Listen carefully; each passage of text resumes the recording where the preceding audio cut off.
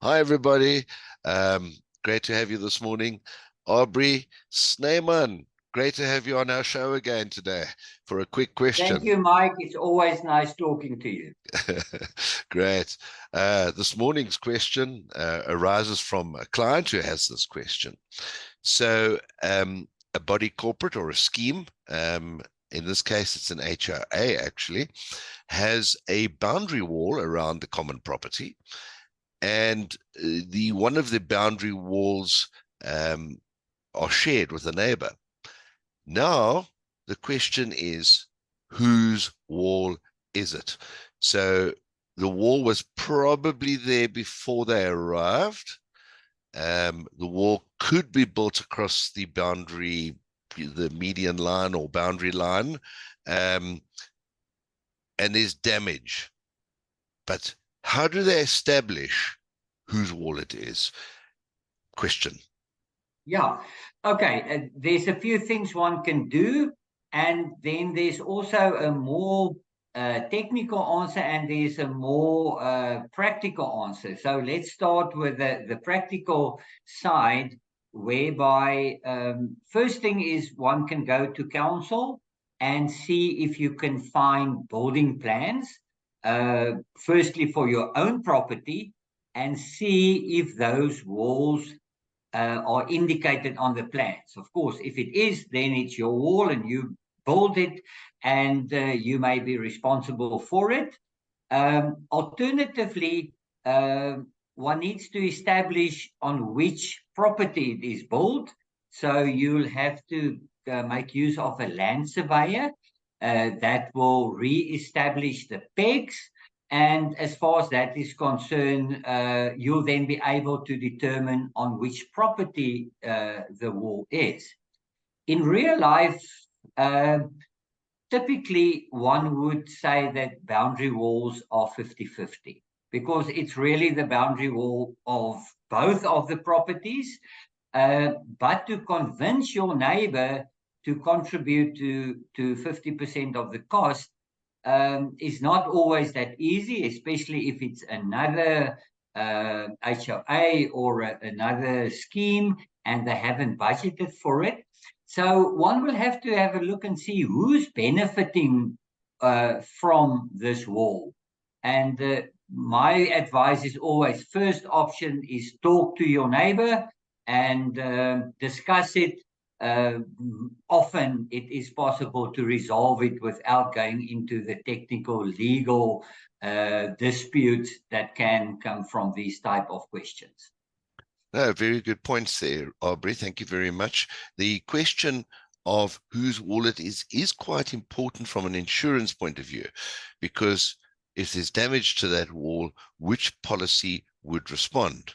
Yes. If it's and that raises a second question: is the wall, if it's built across halfway across the line, for example, uh, would it deem to be half of each owner's wall? Um, or would one party or the original party who built the wall be responsible? Yeah. Again, in practice, that is complicated because it's also possible, and it often happens, that if you have a wall of 40 or 50 meters, even if the intention was originally to build it on a specific property, um, it is very easy over a 50-meter distance to go 30 centimeters left or right. The builder is really just wanting to build the wall, and he put in a peg, and if that is moved a bit, so it might have been that 30, 40 years ago, they started on the one property and it ended on the other one.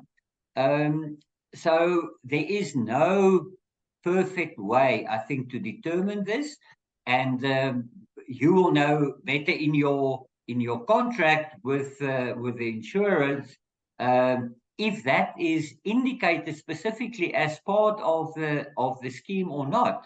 Because when the insurance is done, of course, this information is supposed to be available, but I doubt it if anybody really go and establish at that stage So it is problematic. There's no easy solution for that. But starting point, building plans, I think if it's indicated on your building plan, it is a fair, easy assumption to make that it was constructed and the owner would be that specific scheme. But yeah, that's about the information that I think one can work with. There's no one solution suits all situations. And Aubrey, it makes no difference then if a wall was built, say 10 years earlier by one scheme, even as a, clearly as a boundary wall for that scheme, and then another developer came along 10 years later and built on the plot next door and enjoyed the discount of not having to build a wall for his or her scheme. It would make no difference. No, I can't see that it's going to make any difference.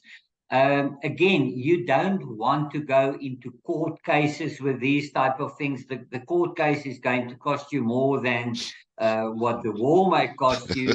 So again, the practical part of it is try and find a solution that suits both parties. But yeah, as far as the insurance is concerned, obviously there's some legal issues as far as that's concerned.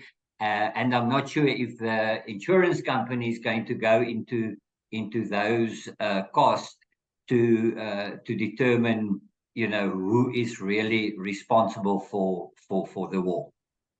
No, Aubrey, that really helps me. Thank you very much. Thank you, Mike.